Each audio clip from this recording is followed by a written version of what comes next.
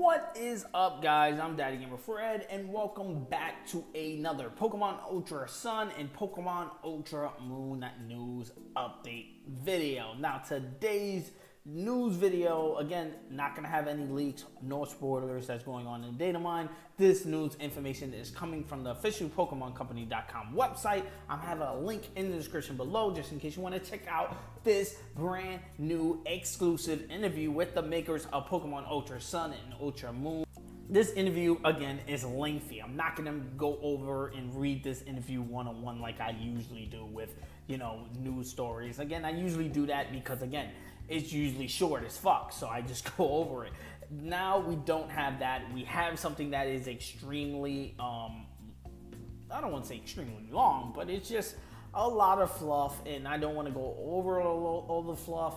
If you do want to read it, I'm have a link in the description below, but today I do want to clarify some of the stuff that is in this interview that the directors of the Pokemon game brought up. That is very interesting. That is actually new information for Pokemon Ultra Sun and Ultra Moon. I'm not going to go over spoilers. I'm not going over the leaks. I'm not going over the data mine. If you do want to see that, I'm going to have a link in the card above so you can go to those videos that I do discuss it. But right here, right now, I'm going to just go over what they revealed in this interview.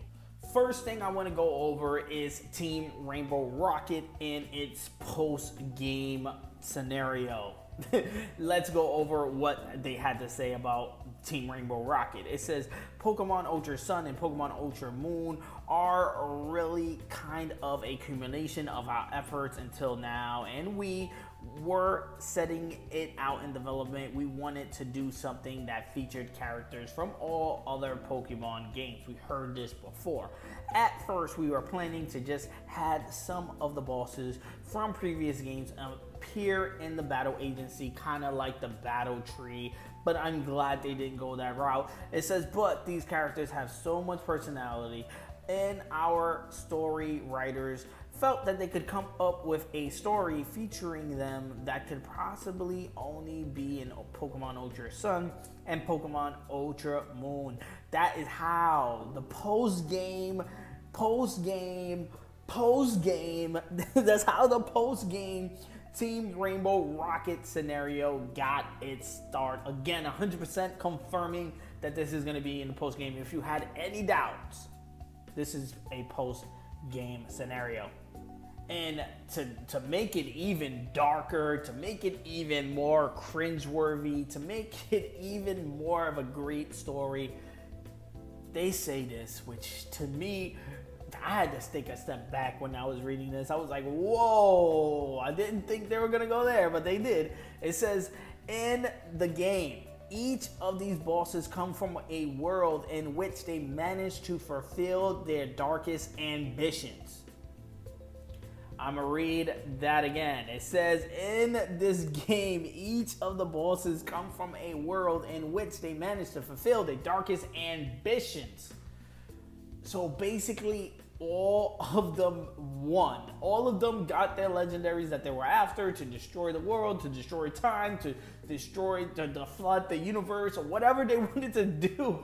They have done it in their worlds, and that is crazy. That is crazy to even think about. It says worlds in which the player character must have not existed.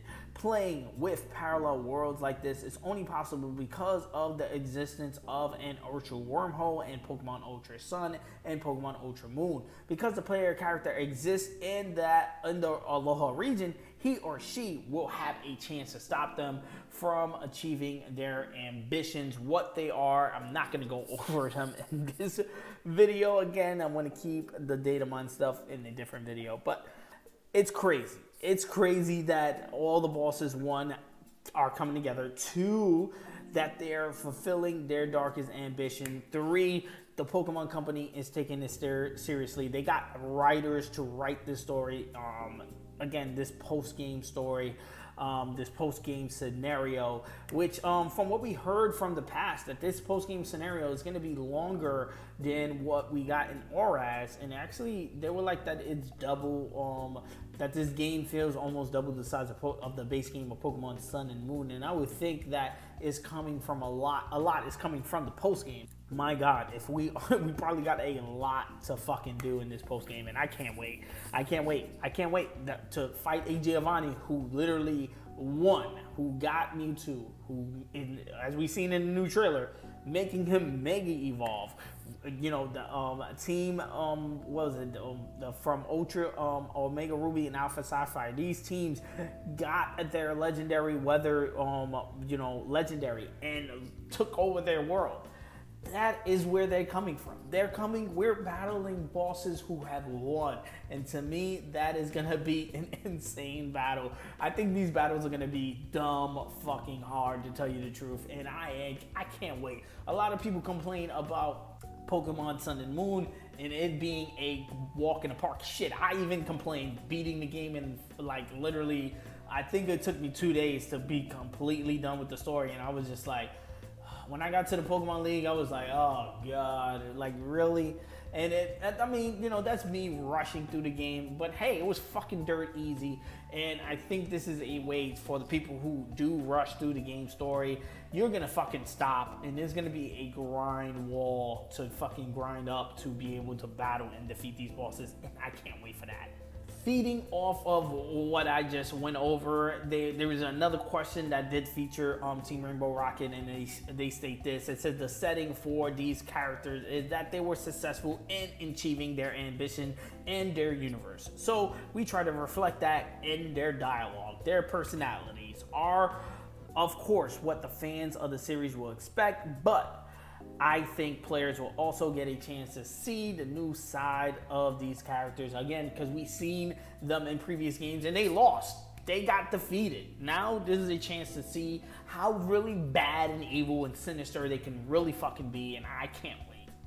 And I think I'm just stopping at all the Team Rainbow Rocket questions because it is basically, to me, is the highlight of this interview, and also it is where we're getting the most new information out of them. It says, considering Necrozma, Team Rainbow Rocket, the new Ultra Beast, Team Skull, and others, there are a lot of challenges for the players in these games. How do you balance the roles of these different adversaries? And they go on to say, since Team Rainbow Rocket only appears after you complete the main story, I wasn't too concerned with that, but I think we found a good balance with all other elements by placing Necrozma at the center of the story. The legendary Pokemon that are featured on the game's packages are also at the center of the story, which is really a core traditional for Pokemon games. And I can't wait to find out how the fuck Necrozma is taking over all these places and stealing light and shit like that. To me, this is gonna be literally probably the best story in Pokemon. Let me just get this on the table just in case you don't know my opinion about Sun and Moon. I think it's literally the best story ever in Pokemon games. And you might hate me for that, and I don't know why, but that's just my opinion. I think it's the best story. I don't think it's the best games of all time. I do think that is for Soul Silver and Heart Gold. But as a game, as a standalone story-wise, I think they take the cake. They also have a question about the surfing, the little mini games that are going to be a part of Ultra Sun and Ultra Moon. It says, is Mantine Surf and homage to the surfing Pikachu in Pokemon Yellow Special Pikachu Edition. Pokemon games don't often have an action-oriented minigame, so what was prompted to return to this concept? And they go on in saying there were two reasons. One, that we wanted to differentiate the games from the base games, Pokemon Sun and Pokemon Moon, so we wanted to change how the gameplay felt to some extent. And one way to accomplish that was by adding some action-based elements that won't prevent you from progressing if the gameplay is too difficult though. We also wanted to feature the allure of the Alola region even more than before. And we could accomplish that by using surf surfing as an action. I think Pikachu Beach was another good feature to go into the game that served as the accumulation of the series. Again, I think this Pikachu Beach is going to be a place where you could get your hat Pikachu and bring them out, and again, just showcasing all generations of the Pikachus. And to think about Team Rainbow Rocket and the fact that Team Rainbow Rocket's inclusion in Pokemon Ultra Sun and Ultra Moon, I wonder if that's going to take part of with this Pikachu Beach shit, because Pikachu Beach, we do know if you do bring your hat Pikachu over to Pikachu Beach, it does have some kind of special interaction. I wonder if that interaction has anything to do with Rainbow Rocket in any way, because, you know, you are bringing a Pikachu with a hat from those other generations to a place where the bosses from those other generations won. If that makes any sense, I don't know. Let me know in the comment section below if you think my theory is stupid or whatever the case may be. So that about wraps it up. I'm not going to be going over everything that this interview discusses. They do go on and on about their first Pokemon games and when they first got introduced to Pokemon, what they like more best about Ultra Sun and Ultra Moon.